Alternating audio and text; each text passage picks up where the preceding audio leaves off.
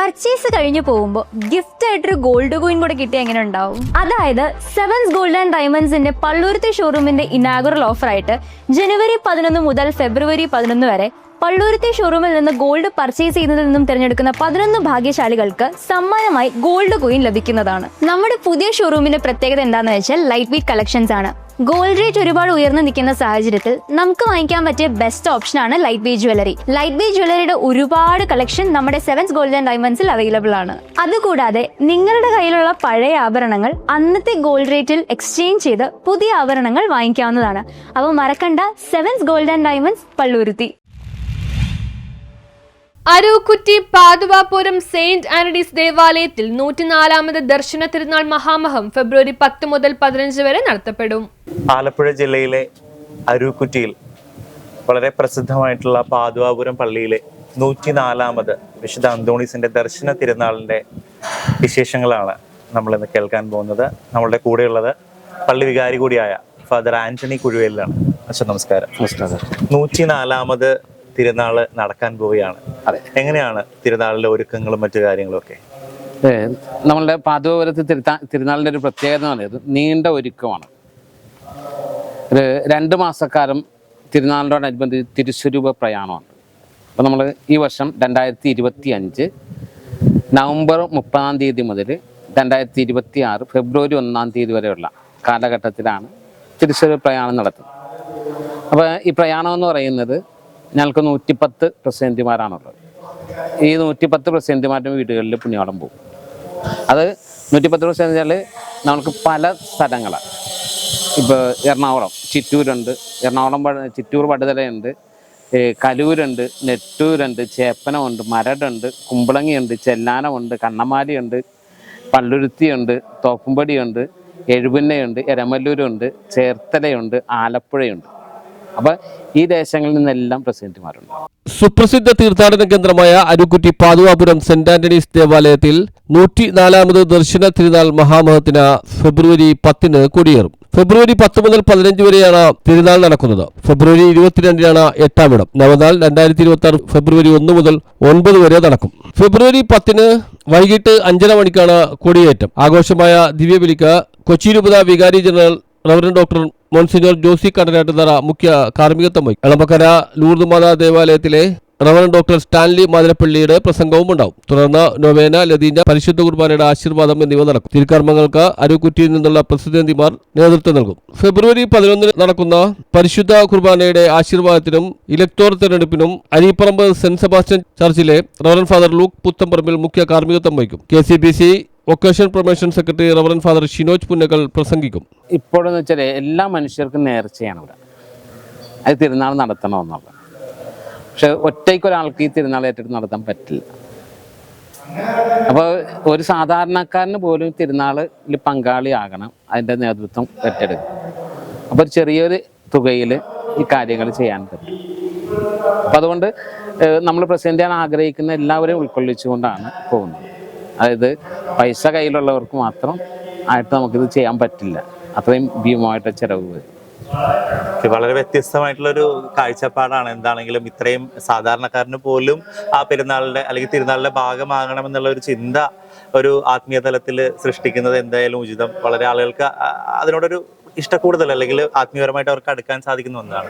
നമ്മൾ ഈ ഒരു പ്രദക്ഷിണത്തിന്റെ ഈ തിരുനാളിന്റെ ഇതെങ്ങനെയാണ് നമ്മൾ അവരിലേക്ക് എത്തുന്നത്? അതായത് പ്രസിഡന്റികളുടെ വീടുകളിലോട്ട് പോകുന്നത് ഏത് വിധേനയാണ്? അതായത് നമ്മൾ ഓരോ ഏരിയയിലും കോർഡിനേറ്റേഴ്സ് വരും. അതായത് ആ സമൂഹത്തിൽ നിന്ന് ആ പ്രദക്ഷിണ പ്രസിഡന്റ് തന്നെ വിളിച്ചു കൂട്ടുന്നു, അവിടെ കോർഡിനേറ്ററായിട്ട് ഒരാളെ എടുക്കും. എന്നിട്ട് നമ്മൾ ഇവിടെ സ്റ്റാർട്ട് ചെയ്യുന്ന ദിവസമുണ്ട്, 30-ാം തീയതി കഴിഞ്ഞ നവംബർ 30 സ്റ്റാർട്ട് ചെയ്ത്, എന്നിട്ട് ഓരോ പ്രദേശം കോർഡിനേറ്റേഴ്സ് തമ്മിൽ കണക്ട് ചെയ്ത് അവർ ഓരോ ദിവസം ഒരു വീട്ടിൽ വയ്ക്കും. അടുത്ത വീട്ടിലേക്ക് നമ്പർ കൊടുക്കും. ആ നമ്പർ കൊടുത്ത് പരസ്പരം കോണ്ടാക്ട് ഉണ്ട്, പ്രസിഡന്റ് കൂട്ടായ്മയുണ്ട്. ഈ വാഹനത്തിലാണ് കൂടുതൽ എത്തിക്കുന്നത് അല്ലേ? അതെ അതെ. ഈ പാതുവാപുരത്തെ ഈ ഒരു പ്രസിദ്ധി ഇന്ന് അതിൻ്റെ ഒരു പ്രാധാന്യം ജനങ്ങളിലേക്ക് എത്തിക്കാനായിട്ട് ഇടവക അംഗങ്ങളും അല്ലെങ്കിൽ നമ്മുടെ സഭയും ഒക്കെ എടുക്കുന്ന ഒരു എഫേർട്ട് എത്രത്തോളം ഉണ്ട്? ഫെബ്രുവരി 12 നടക്കുന്ന തിരുക്കർമ്മങ്ങൾക്ക് കുമ്പളങ്ങിയിൽ നിന്നുള്ള പ്രസിഡന്റിമാർ നേതൃത്വം നൽകും. ജപമാല, നൊവേന, ദിവ്യബലി എന്നിവയ്ക്ക് ഇടക്കൊച്ചി സെന്റ് മേരീസ് ചർച്ചിൽ നിന്നുള്ള റവറൻഡ് ഫാദർ റാഫി കൂട്ടുങ്കൽ മുഖ്യ കാർമ്മികത്വം വഹിക്കും. Reverend Father Ebin Sebastian Chowallur പ്രസംഗിക്കും. ഫെബ്രുവരി 13 അങ്ങാടി വരവ്. രാവിലെ 9:30 കുരിശിന്റെ വഴി ജപമാല, ദിവ്യബലി എന്നിവ നടക്കും. തുടർന്ന് രോഗശാന്തി ശുശ്രൂഷ നടക്കും. റവറന്റ് ഫാദർ ആൽബിൻ ഫ്രാൻസിസ് ആണ് രോഗശാന്തി ശുശ്രൂഷ നയിക്കുന്നത്. വൈകിട്ട് 3 കരണക്കൊന്ത.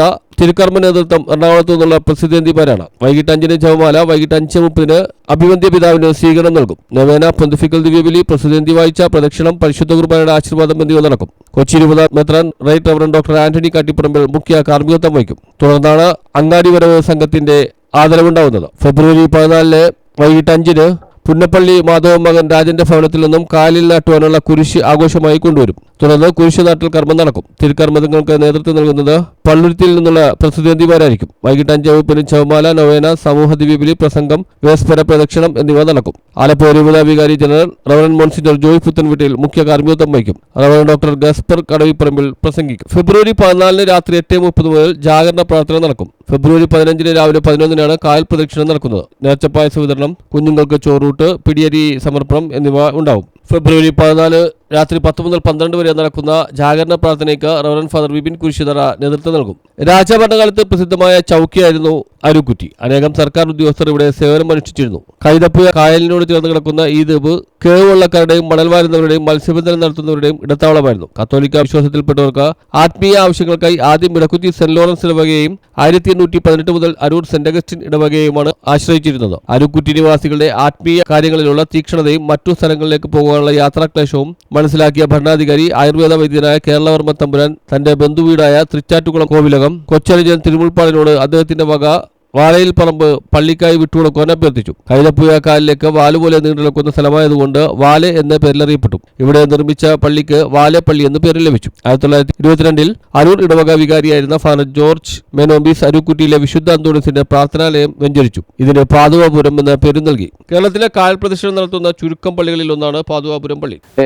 ഇപ്പം ഞങ്ങളൊക്കെ എവിടെയെങ്കിലും ചെന്നിട്ട് പറഞ്ഞാൽ ഞാൻ പാതുവാപുരത്ത് വികാരിയാണെന്ന് പറയുമ്പോഴേക്കും അത് അവർക്ക് വലിയ സന്തോഷമാണ്.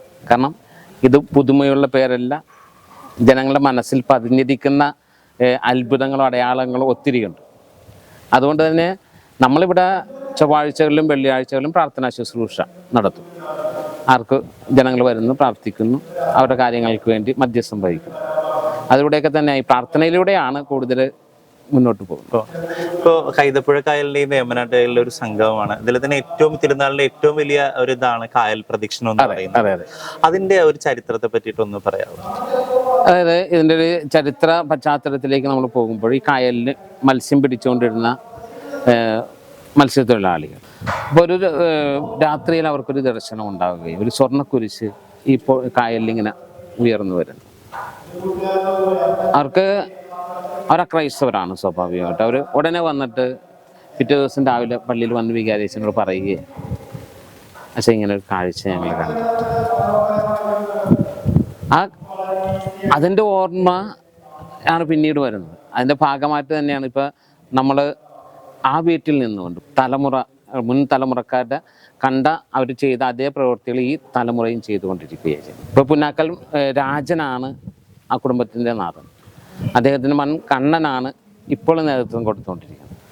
ആ കുടുംബം നമ്മൾ കുരിശ് കൊണ്ടുപോയിട്ട് ആ വീട്ടിലേക്ക് തിരുനാൾ ദിവസത്തിൽ കൊണ്ടുപോകുന്നു. ശനിയാഴ്ച വൈകിട്ട് അവിടെ നിന്ന് ആഘോഷപൂർവ്വമായി കൊണ്ടുവരികയും അവർ തന്നെ കായലിൽ നാട്ടുകയും ചെയ്യും. ആ വീട്ടുകാർ തന്നെ കായലിൽ നാട്ടുകയും ചെയ്യും. മതസൗഹാർദ്ദത്തിന്റെ ഒരു പ്രതീകം കൂടിയാണ് പാതുവാപുരം പള്ളി.